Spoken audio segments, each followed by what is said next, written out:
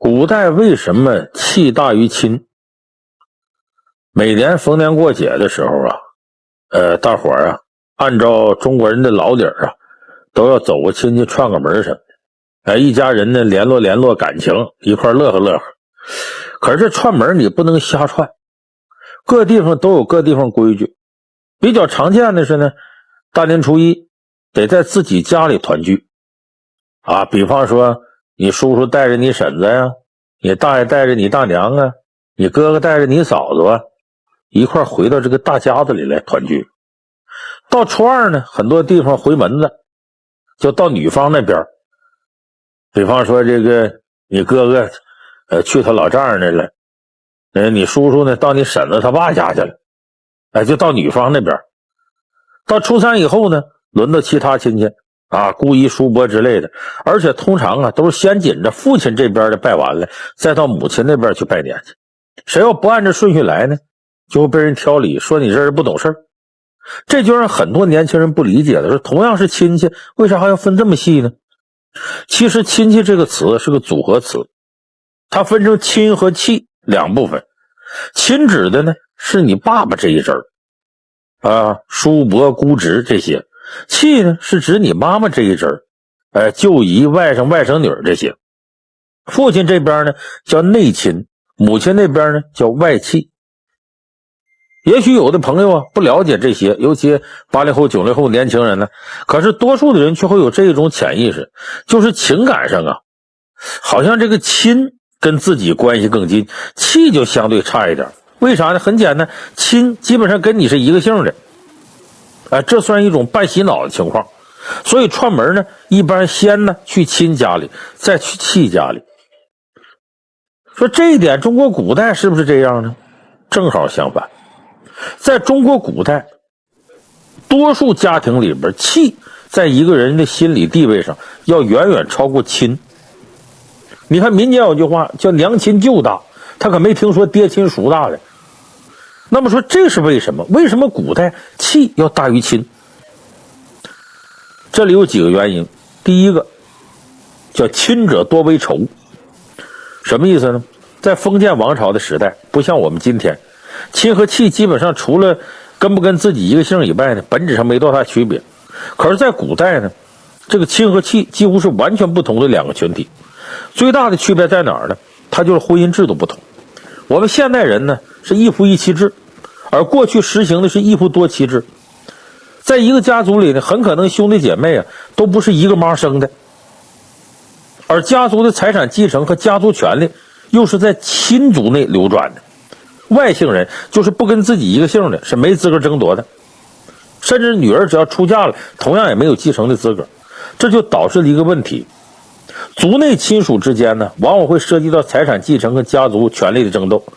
对自己构成最大威胁的就是自己的伯父叔父堂兄弟甚至是亲兄弟。所以很多时候亲与亲之间难免就会互相算计防备。为啥？共同的利益在利益上是争夺的，就双方要争夺的利益是一致的，所以这个不利于相互之间的感情。咱们举个例子，亲方面明朝出现过一对兄弟皇帝，就是朱祁镇和朱祁钰两兄弟。明英宗朱祁镇呢是正统皇位的继承人，而朱祁钰是他弟弟，是个王爷。朱祁镇当皇帝的时候呢，这个邻国瓦剌总是侵扰明朝的边境，就是后来这个元朝退到漠北的时候，分成瓦剌跟鞑靼。当时明朝兵强马壮，朱祁镇决定御驾亲征，结果没想到这下坏了。这是历史上有名的土木堡之变，在那儿呢，这明英宗呢让人家这个瓦剌的部队给整个窝牢了，卷包会了。所以这个时候呢，皇上被抓起来了，这怎么办呢？这时候呢，掌朝大臣于谦就和当时代为监国的成王朱祁钰一合计，说咱不能任由蒙古这边对咱就欲取欲求的威胁咱们，以这个朱祁镇为人质，所以就这么的呢，把朱祁钰推上去当皇帝。当皇帝呢，这一下子，这朱祁钰当了皇帝之后呢，就从来不主动提把朱祁镇迎回来的事儿，他希望自个儿哥哥老死在瓦剌那边，一辈子别回来了。可瓦剌那边一看呢，也不能拿朱祁镇要挟明朝了，把他放回来吧，就给他放回去了。这时候朱祁钰已经是皇帝了，不能眼看煮熟鸭子飞了，所以朱祁镇刚回京就直接被他弟弟给软禁起来了，软禁在南宫里面，一关就是7年。防着朱祁镇比防贼还严，到什么程度呢？先是把南宫大门锁上，然后在锁里灌上铅，成死锁，你有钥都没用。派锦衣卫严密看管，就留一个能递食物的小洞，甚至后来连食物供应都不足，导致朱祁镇的皇后不得不自己做些针线活，托人带出去变卖维持生计。后来这个朱祁钰呢，为了避免有人呢跟这朱祁镇联络，把南宫附近的树木都给砍光了，就这地方都藏不了人。可他就这么防，最后没防住。7年之后呢，朱祁镇在几个臣子帮助下复辟了，历史上叫夺门之变。重新夺回皇位的朱祁镇第一件事就把自个儿弟弟朱祁钰关起来，让他也尝尝被软禁滋味，并且吸取自己教训，没给朱祁钰再次翻身的机会。关了他1个月就传来消息说朱祁钰病逝了。我相信您用脚后跟都能想明白是怎么回事。这一切的根源就是亲族之间的利益冲突太大，最后迫使当事人不得不反目成仇。你像岳飞为什么必须得死？那还不就是宋高宗赵构像朱祁钰一样，不希望让自己的父亲宋徽宗和哥哥宋钦宗回来跟自己争皇位吗？历史上大把这样的例子呀。你看皇宫里头这种争夺皇位基本上都是在亲族之间产生的。唐朝的玄武门事变清朝九子夺嫡，太多的父子反目、兄弟相残的惨剧。所以说在古代，但凡家庭条件优越、人丁兴旺的，亲之间的关系都不怎么好。所以这是第一个，就是由于双方争夺的利益趋同，所以往往亲者多为仇。第二个，说到气呢，背靠外戚好乘凉。这个外戚跟内亲比好在哪儿呢？首先因为继承制度的关系，外戚不太可能涉及到财产权利争夺，就跟当事人没有直接利益冲突。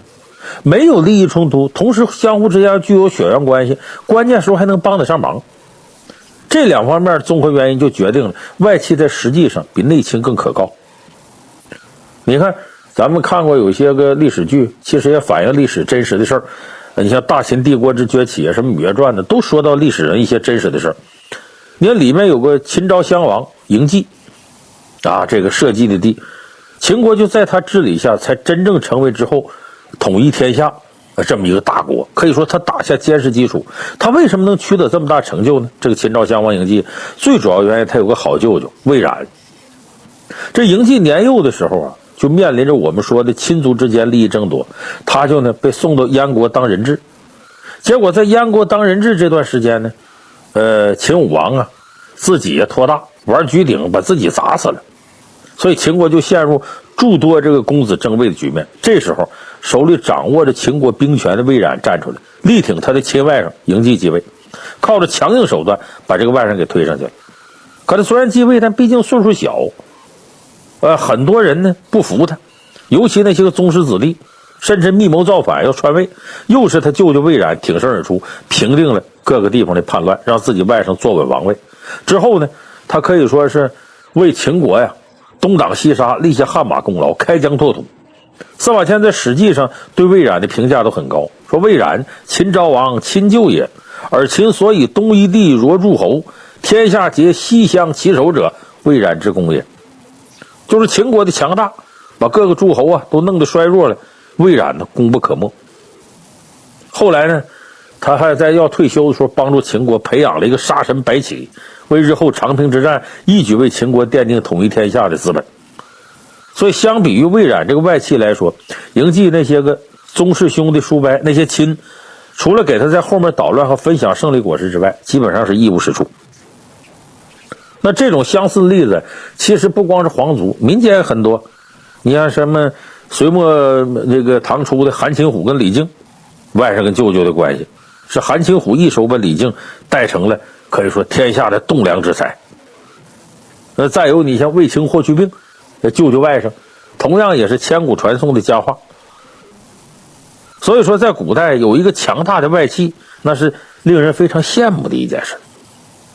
那么说到这儿呢，可能有的朋友会问说，既然你说这么多外戚的好处，这也好那也好，为什么在史书里我们发现这外戚也不怎么受待见，评价很低，经常强调外戚不得干政，这不自相矛盾吗？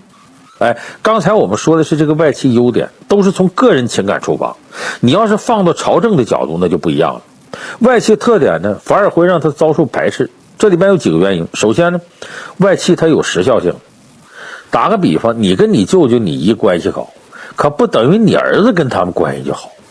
按辈分来讲呢，这你儿子呢得管你的舅舅啊，你的姨呢那叫这个，比方说舅爷姨奶叫这个隔着辈儿就不见得关系好了。他要是真亲，他恐怕也他跟他自个儿的舅舅，就跟你媳妇儿的兄弟啊姐妹什么的这好。所以外戚呢，它有时效性，是一代一代不断更新的。你当皇帝让外戚掌权了，有帮助，那也是针对你自己。等你死了，到下一任皇帝继位，那外戚就不一定是怎么回事了。所以历代外戚专权乱国，大多数这种情况。你像西汉的吕氏和窦氏，吕太后、窦太后，都是皇帝在位时候帮了不少忙。等下一任皇帝上来，要是不把他们取缔了，那皇帝自己权力就会受到限制。所以这时候，你上一辈那个外戚力量很强大，对下一任皇帝来说，往往意味着是灾难。所以我们看一些很英明的皇帝啊，都会在自己在位的时候重用外戚，自己快死了就把这些外戚撤掉，为自己的继任者下任皇帝来扫除障碍。还有第二点呢，就是外戚容易挡人道，阻人前途。你作为外戚有着特殊的条件，跟皇帝走得近，那自然得到的机会就多。可是呢，权力位置就那么些，都让你占了，那别人怎么办呢？而且这外戚这属于先天的条件，这并不是后天努力结果，它并不公平。所以你这个挡人道啊，就如同杀人父母，自然作为那些跟皇上沾不上关系的人，还想要出人头地的，那就得攻击你，就得压制你们。有意见人就多了。所以呢，历史上呢，经常会有这种外戚不得干政的说法，而好几朝好几代都曾经做过明确的规定，外戚不得干政。所以总的来说呀，在古代，真论实打实的感情，那还是戚大于亲的。不过那也就是在过去的封建时代，对于生活在现代我们来说呀，亲和戚已经没啥实际区别了。你看大家都独生子女，那要论血缘关系，哪边都差不多，也没有什么兄弟姐妹，也没人跟你争家产，甚至以后什么舅啊、姨啊、姑啊、伯啊、叔啊、堂兄堂姐、表哥表妹都成了稀有品种了，自然也就没有必要再去分什么亲和戚的亲属贵贱。最近在网上有这么一份图表非常火，它的名字叫呢中国亲戚关系图，在微博里呢被转发了好几万次。为什么这个图表现在这么火呢？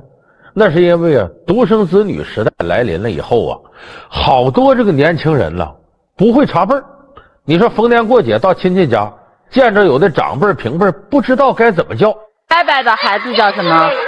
我把伯伯的孩子，比如说你父亲的哥哥的小孩，你叫他什么？父亲哥哥的小孩，这个太困难了。所以现在很多人呢，经常面临这样的困境，说他是你什么亲戚，说不上来，觉得挺没有面子的。所以这个图表就是解决这个问题的。所以有人说呀，这是非常实用的一个好东西。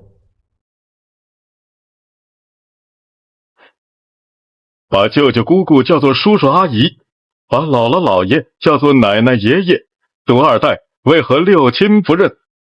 妯娌、连襟儿、五福、九族，这些称谓你又了解多少？什么是亲？什么是戚？什么是血亲、姻亲、堂亲、表亲？从曹雪芹笔下的贾史王薛到株连九族的历史事件，中国式的宗亲称谓里包含了怎样的趣闻典故？本期老梁观世界和您聊聊，他是你什么亲戚？其实看了我们这个开头咱们电视机前有很多这个年岁大的观众朋友也说，可不是吗？这我的孩子或者我的小孙子什么之类就不会查辈儿，你给他说一回，他下次就忘了。尤其是逢年过节，你比方说一大家子要聚会的时候，10几个人、20几个人在一个包房里边吃饭，经常就是领了孩子过来，来孩子来，管他叫啥不知道，我告诉你啊，你管他叫姑姥爷，哎，管他叫三舅妈，哎，这孩子点头叫完之后，这顿饭吃完了，出了门他可能就不记着了。而且有的孩子呢就觉得这太麻烦了，只要是大2辈的就都叫爷爷奶奶，大1辈的都叫叔叔阿姨，这倒省事了。可是咱们说这种叫法啊，从中国传统来讲，那叔叔跟婶婶是一家的，阿姨和姨父是一家的，你怎么能是一家叫叔叔阿姨呢？那不乱套了吗？所以就是很多大人呢看到这种现象，哎呦，你这孩子这不懂事，其实这也不能怪他们。为啥呢？现在这独生子女时代来到了，一家就这么一个孩子。你看我一分析你就明白为什么他记不住这些，因为平常根本就很少叫，也很少使用这些称呼。你想想啊，独生子女的第一代，他没有兄弟姐妹了，我说的没有亲兄弟亲姐妹，那就意味着呢，他将来呢就不会有侄子呀、外甥啊、侄女、外甥女，这都没了。那么如果小两口都是独生子女的话，那就意味着没有这个大伯子、小叔子，没有大姑姐、小姑子，这些也没了。那么你从他们上辈来看呢，如果你要是独生子，作为上辈来讲，将来你就当不成姥姥姥爷了；你要是独生女，你就当不成爷爷奶奶了。那么独生子女的第2代就又出现新的情况了，没有大伯，没有叔叔，没有姑姑啊，没有姨，没有舅，所以他相应的呢，连这个什么堂兄弟啊、堂姐们啊、表姐们、表兄弟也没有了。所以你越是独生子女这么一辈辈往下传，这些称谓就越无所谓了。他平常也不叫，等到一过年远亲来了，他平常就不叫，他这会儿他能会吗？你教完他都忘。我身边有不少人说老梁，你这个查辈查得好啊，一问你就知道，那能不好吗？我父亲呢是这个哥3个，我母亲呢姐儿4个，我母亲呢是有3个姨4个舅，都是亲的。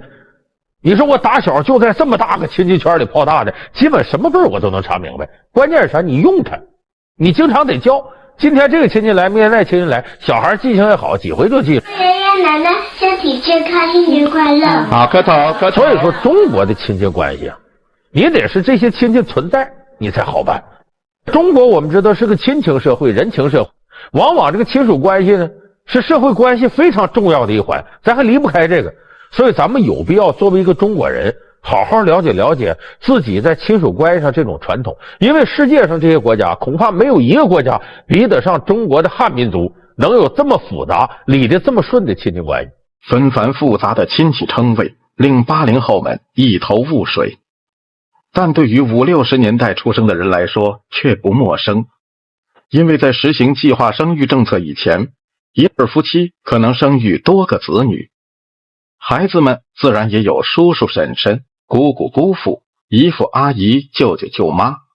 若再往上辈排列，还可能有姨姥爷、姨姥姥、姑奶奶、姑姥爷，这样的亲属关系可谓层层递进。那么亲戚，咱们首先从字面上来说，亲戚是不一样的。亲是指你父亲这一系的，戚是指你母亲这一系的。你看咱们过去这个封建王朝说有这个外戚，外戚是什么意思呢？就是皇后或者皇太后他们娘家那支人，所以这亲是你爸爸这支的，戚是你妈妈这支的。那么这两边呢，这头叫血亲，这头叫姻亲。血亲是指什么呢？就是有血缘关系扩大了以后。姻亲是指什么呢？由于结婚，两家原来没血缘关系成亲戚了，说这为血亲姻亲。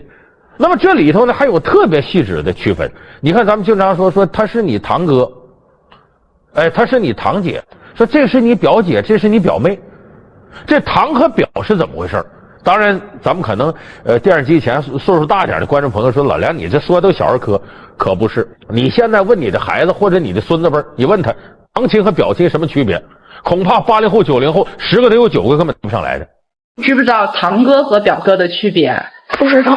我一直是把爷爷这边就是大家的这个我平辈的是都是叫堂兄弟姐妹，然后姥姥姥爷这边的是叫表兄弟姐妹，我一直都是这么叫的。那其实这个是表弟表妹，你没有人指出来这么多年？没有，这个真没有。叫了多少年了？就我一直都这么叫。咱们这个电视机前要有80后、90后，你得注意听我说啊，这个堂亲和这个表亲是怎么回事？这个堂亲呢，是指的简单说，就跟你一个姓的，比方你姓王，你家里头，比方说这个你叔叔，你伯父，这为堂亲。这指什么呢？和你爸爸是叔辈兄弟的，你这属于你的堂亲。表亲是什么呢？是你这家族里头的女人嫁到人那家去了，婆家那边的亲属，或者是呢你母亲她娘家那边的亲属。这里头就分成堂亲和表亲了。表亲的概念还两种，有姑表亲，有姨表亲。姑表亲什么意思呢？就你姑姑的孩子，你比方说你姑姑的儿子，你管他叫表弟表哥，这是姑表亲。要是你姨的孩子也叫表弟表哥，那就是姨表亲。过去呢重男轻女，叫姑表亲打断骨头连着筋，姨表亲姨要死了一辈亲，对这姨表亲没有姑表亲那么重视。所以你看那个咱们这个举个例子吧，红楼梦好多朋友看了吧，林黛玉跟薛宝钗，其实你要按现代医学观点来讲都不适合跟贾宝玉结婚。为啥呢？他们都属于近亲。怎么个近亲呢？林黛玉的母亲是贾宝玉他爸爸的妹妹，他俩是姑表亲，也就是贾宝玉是林黛玉的这个表哥，姑表哥。那么薛宝钗呢，是贾宝玉亲姨的孩子，比这个贾宝玉大点，所以薛宝钗是贾宝玉的姨表姐。因为这个薛夫人薛姨妈和王夫人他俩是亲姐俩，俩人是亲姐妹，所以说薛宝钗他们是姨表亲，林黛玉是姑表亲。《红楼梦》中一损俱损、一荣俱荣的四大家族之间，究竟有何错综复杂的宗亲关系？从刘姥姥攀上大观园的高枝儿，到小品不差钱中认老爷的桥段。哎呀妈呀，有亲戚！把舅舅姑姑叫做叔叔阿姨，把姥姥姥爷叫做奶奶爷爷，独二代为何六亲不认？妯娌、连襟儿、五福、九族，这些称谓你又了解多少？什么是亲？什么是戚？什么是血亲、姻亲、堂亲、表亲？从曹雪芹笔下的贾史王薛到株连九族的历史事件，中国式的宗亲称谓里包含了怎样的趣闻典故？本期老杨观世界和您聊聊，他是你什么亲戚？你刚才前面我们说薛宝钗这是姨表亲跟贾宝玉，林黛玉这姑表亲，你包括剩下像薛蟠了什么都是。咱一捋你就发现为什么《红楼梦》贾史王薛四大家族叫一损俱损、一荣俱荣，那是因为他们本身都是亲戚关系，连得特别紧。咱说老贾家这一代，你知道上边呢荣国公、宁国公、贾演、贾元，带3点水旁的，比他们再晚一辈呢是带字的贾代善、贾代化，再往下是反文这一辈，贾赦呀、贾敬啊，就都到了这一辈了，就带反文的贾政啊，这不都带反文旁吗？再往下呢是王字旁的，贾宝玉这玉也是吗？王字吗？然后其他你像贾珍、贾琏，这不都是王字旁？在贾宝玉这辈往下呢是草字头，贾蓉啊、贾兰呢，这就这一辈了。那么你再从细致的亲戚关系来看呢，这姑表亲、姨表亲就混到里头了。贾史王薛，贾母呢是老史家的丫头，史湘云呢是贾母他哥哥的亲孙子，你看这就属于这阵亲属。王呢，王夫人呢，老王家这辈的，老王家家里头呢是2辈人嫁到老贾家，王夫人嫁给了贾政，他的亲侄子王熙凤嫁给了贾琏。老薛家呢，这不也是薛姨妈，他是跟王夫人之间呢，她是亲姐妹关系，她嫁到了老薛家。那么薛宝钗呢，作为她女儿呢，直接嫁到了老贾，后来她不跟贾宝玉结婚了吗？所以这也是一种姻亲。所以这贾史王薛这4大家，他的关系是非常非常紧密。所以《红楼梦》呢，你要把这个书读熟了，恐怕你也得了解一下《红楼梦》里头这些亲戚关系，它一损俱损，一荣俱荣，都是由于亲戚关系带来的。那么通过《红楼梦》，我们也能发现另外一件事，就是中国呀，自古及今，咱们有攀亲戚的传统，就特别拿亲戚当回事儿。你看这里头，刘姥姥一进大观园，她来干嘛来了？过不下去了，过不了年了，来攀亲戚来了。说她什么亲戚呢？其实根本就不是亲戚。刘姥姥呢，她的这个姑爷姓王，叫王狗儿。这王狗儿的祖上呢，当过个小官，正好和这个王夫人她的祖上认识，说咱俩都姓王，那就结了亲吧，就当时就攀亲了。后来这王狗儿家呢就败落了，从城市搬到农村去了，这几乎快成了低保户了。那么这个时候呢，想起我还有门不亲戚呢，其实这根本就不是亲，硬攀来的亲戚。刘姥姥就借着八竿打不着这么点关系，厚着脸皮就到贾府来了，又要钱又什么的，攀上门付亲戚。这20两银子暂且拿去给孩子做点冬衣吧。不拿着就真是怪我了。嗨，这道钱雇车用吧。改日没事只管来逛逛，还是亲戚们的意思。谢谢姑奶奶，谢谢姑奶奶了。所以你看《红楼梦》里这个事非常典型，就中国人呢，有时候这亲戚关系是啥呀？他往往是很势利的。那我们现在看后人攀亲戚就更多了。咱们现在有的人啊，一见面，大哥你贵姓？姓冯？哎呦，我也姓冯啊！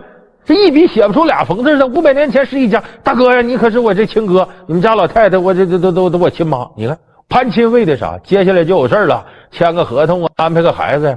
反正攀亲在中国，你记住，平白无故很少有攀亲的。真要攀亲准有事，而且准是这个想求人办事的人，或者穷一点的人往富了攀。你基本见不着那个高高在上的人找比他低的人去攀亲去。这事也有典型的，咱看这个比较有意思的2009年春晚，赵本山、老毕、鸭蛋、小沈阳演那个不差钱儿，那不最典型的攀亲吗？这是自个儿的孙子，这鸭蛋这要上星光大道了。到了，这就是铁岭最贵的一家店。看老毕来了，赶紧喷你！你是大连的吧？我在这等半天了。我孩子他姥爷也在大连，也姓毕呀，这没准都有亲戚呢。你孩子过来，你看跟你姥爷走出那相片一样一样的，这就开始攀上亲了，然后就开始得叫姥爷了。这孩子跟爷爷不亲，就跟姥爷亲，非常势利眼。这就我们中国人说的现用现交。我找着我姥爷了。那我姥爷太好了。还能带我上那个溜光大道去。星光大道。上星光大道，我非常感谢我姥爷能给我这次机会，我太感谢你了。如果你要真能把我领上道了，我就感谢你八辈祖宗。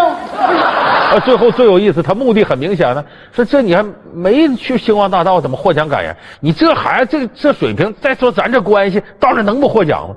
赤裸裸的把中国这潜规则就都给暴露了。我觉得这个小品在这上挖的是很深的，就中国人这种攀亲、拉关系、攀亲戚，对此人们早已见怪不怪，但若想处理的恰到好处、合理到位，可就不那么容易了。我是你老姑。姑啊，咱原来一个铺子的，父老乡亲，小米饭把你养大，府子里长满故事，想不想起来？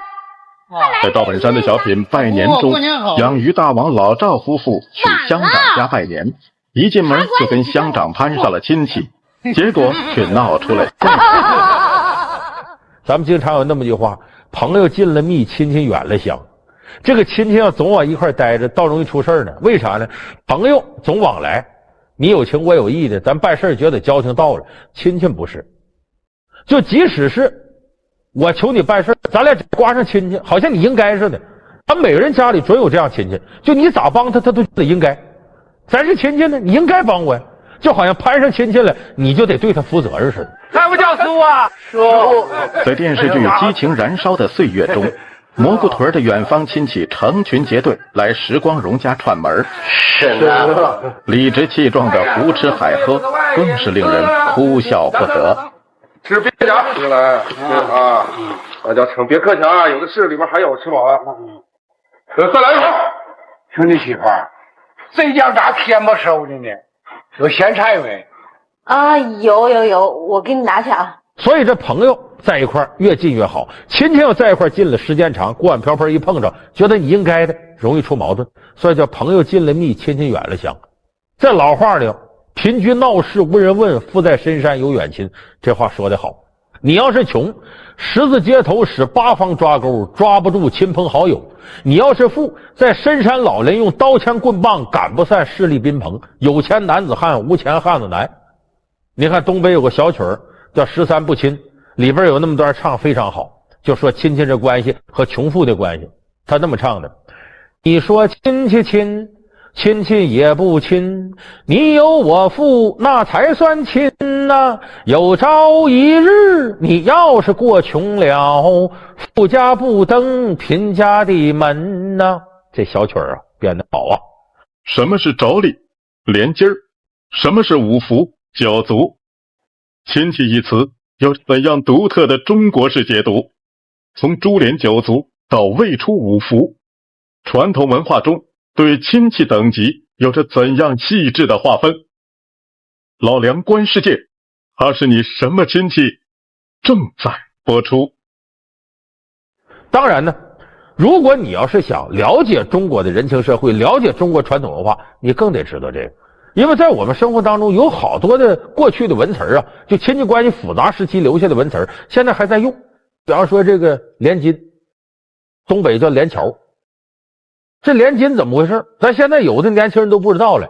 连襟就是呢，你的夫人和他的夫人是亲姐们，这叫连襟。你等反过来呢，就是你的丈夫和他的丈夫是亲兄弟，你俩叫妯娌。所以妯娌跟连襟这是男女有别相对的。连襟怎么来的呢？杜甫当年有首诗叫人生意气和，相与金妹连。这个金妹连就说关系好，但是到后来到宋朝才形成了，你比方说你俩这个老婆是这个亲姐妹，好，这才叫连襟。而且你在读历史的时候，你经常会碰到这情况，说我诛你三族，说株连九族。这九族是啥呢？这里边也有典故。当年咱们有的朋友了解，明朝时候啊，明太祖朱元璋死了之后呢，把帝位传给自个儿孙子了，就明建文帝朱允炆给他了。后来他叔叔呢，明成祖朱棣呢，起兵造反，把这天下夺过来。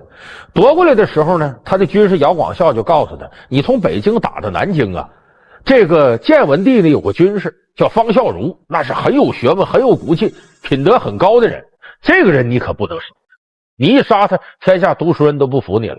结果这个朱棣呢，把方孝孺叫来了，说天下归了我了，我登基啊，这个诏书得你来起草。这方孝孺死活不干，说忠臣不是二主，我怎么能侍奉你乱臣贼子？当时这个朱棣就生气了，就说你给不给我写？不写我诛你九族。方孝孺说，哼，诛我九族，你就诛我10族，我也不写。结果这明成祖朱棣一来气，我就真诛你10族。怎么个10族呢？咱得先知道九族是啥。九族呢，是以你这辈儿为轴，上下各沿4辈儿，加你这辈儿9辈儿，这是纵向的九族。你往上，你父亲、你爷爷，你太爷爷、你祖太爷爷，说白了就是父亲、祖父、这个曾祖、高祖4辈儿。往下呢，儿子、孙子、曾孙、玄孙，加你这辈儿正好9辈儿，这为9族。旁支呢，就是每一支他的旁支，你比方他的堂兄弟啊什么都算在内。所以一说诛9族，大的不得了。这人当年杀方孝孺的时候，杀了总共800多人，流放了上千人，很大一个事儿。那么说诛10族，这10族指什么呢？连方孝孺的学生都算一族，你的老师、你的学生、师生也算，就跟你有关系的一律咔嚓。所以这个株连10族是中国历史上唯一这么一家，以前没有过。那么咱们平常人一见面，说这人跟你什么关系？亲戚，说出五福没有啊？咱们经常听老辈人这么说。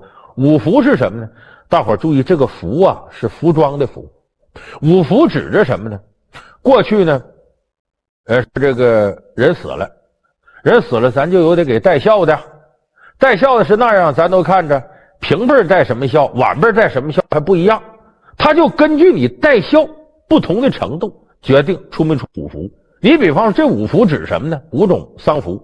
第一种叫斩催，第二种叫资催，往下叫大功小功，最后叫私服。也叫司马。这几种呢，越往下意味着关系越远，扶丧时间越短。你比方说斩崔是什么呢？抓过一块麻布，也不用砸边，也不用修饰，就是粗麻布，呲撕下来，斩崔嘛，披身上。咱怎么叫披麻戴孝呢？就这意思。这种孝必须最近的亲属斩崔，然后资崔呢，叔父伯父谁死了啊，这个稍微砸一下边把这麻布上，哎，这叫资崔。再往下大功小功就越来越差了。你像到这个司马这一块呢，那就离得比较远了。所以说你这个出服了，意思是关系那远的都不行了。咱们经常说八竿子打不着的，就指这类的东西。所以我一说这个，可能对有的80后、90后觉得头都多大，哎呦我这是怎么分呢？其实你仔细看看那个亲戚关系图，你基本就能理顺。逢年过节你要到长辈拜年去，先把那图看一遍，到那对应一下谁是谁谁是谁。有时候叫错了真挺尴尬，你要简单的叫就都爷爷奶奶叔叔阿姨，这也不太合适。所以我说呀，像这番家庭作业和功课值得咱们现在年轻人好好琢磨。